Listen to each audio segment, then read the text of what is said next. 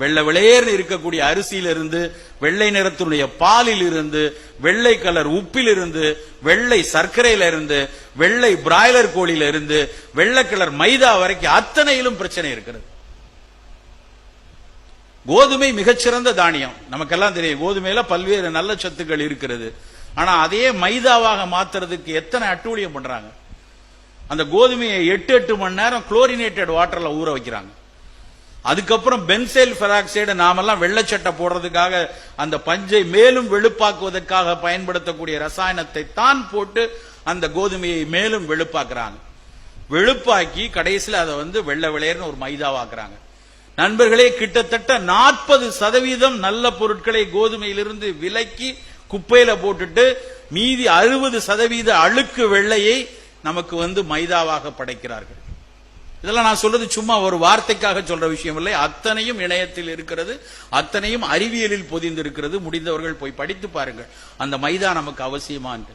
இன்றைக்கு பெருவாரியான குழந்தைகள் விரும்பக்கூடிய அத்தனை உணவுகளிலும் அடிப்படையான பொருள் மைதா தான். அது நூடுல்ஸா இருக்கட்டும், பீஸாவா இருக்கட்டும், பிரெட்டா இருக்கட்டும், பர்கரா இருக்கட்டும், எல்லாத்திலும் இந்த மைதா தான். இதெல்லாம் தாண்டி நான் பல இடங்களில் தமிழகத்தில் பயணித்துக்கிட்டு இருக்கிறேன். எல்லா ஊர்களையும் நிரவி இருக்கக்கூடிய ஒரு உணவு, சொல்ல போனா தமிழ்நாட்டின் தேசிய உணவா கூட அறிவிச்சாலும் அறிவிச்சிருவாங்க. அத்தனை ஊர்லயும் பரோட்டா, எங்க பார்த்தாலும் எல்லா நேரத்திலும் கிடைக்கக்கூடியது அந்த பரோட்டா.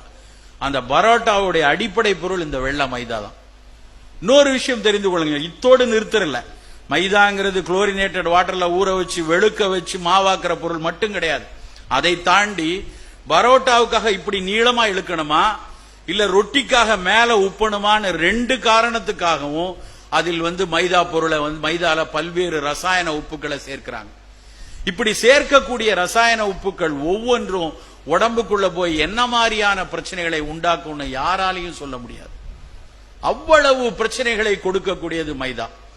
இன்னொரு நல்ல விஷயத்தை ஒண்ணு தெரிந்து கொள்ளுங்கள். மைதாவில் இருக்கக்கூடிய மிக கேடான ஒரு பொருளுக்கு பேர் அலாக்சான் பேர். அந்த அலாக்சான் நேரடியாக சர்க்கரை வியாதியை தரக்கூடியது.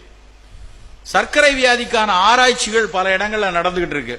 ஒரு மூலிகைக்கு உதாரணமா சிறுகுறிஞ்சான்ல இல்லைன்னா ஒரு வேங்கைப்பட்டையில சர்க்கரை வியாதியை கட்டுப்படுத்தும் அப்படின்னா அதை உடனடியாக நோயாளிக்கு கொடுக்க முடியாது. அதை ஆய்வு மூலமாக நிரூபிக்கணும் அப்படின்னா எலிகளிடம் கொடுத்து பார்த்து எலிக்கு சர்க்கரையை கட்டுப்படுத்தினா அடுத்தாப்புல மனிதருக்கு வரலாம். அதுக்கப்புறம் தான் அதை கொண்டு வரணும். அப்ப எலிக்கு சர்க்கரையை கட்டுப்படுத்த வேண்டும் என்றால் எலியில சர்க்கரை வியாதி உள்ள எலியை எடுக்கணும். அப்ப எலிக்கு சர்க்கரை வியாதியை வர வைக்கணும்னா அந்த எலிக்கு கல்யாணம் பண்ணி ஒரு பிசினஸ் எல்லாம் ஆரம்பிச்சு விட்டு 40 வயசுக்கு நாயா திரிய விட்டு அதுக்கப்புறம் அதுக்கு சர்க்கரை வியாதி வர வரைக்கும் காத்திருக்க முடியாது. அதுக்கு மறுநாளே அதுக்கு சர்க்கரை வியாதி வந்தா தான் அதுக்கப்புறம் அந்த மருந்தை கொடுத்து சோதிச்சு பார்க்க முடியும்.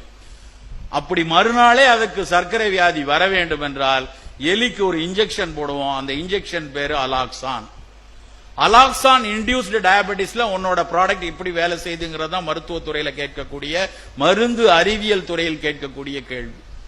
நேரடியாக கணையத்தினுடைய ஐலட் செல்ஸை தாக்கி இன்சுலின் சுரக்காமல் செய்யக்கூடிய ஒரு தன்மையை அலாக்சான் கொண்டிருக்கிறது. அந்த அலாக்சானை நாம் சாப்பிடக்கூடிய பரோட்டாவின் மைதா கொண்டிருக்கிறது.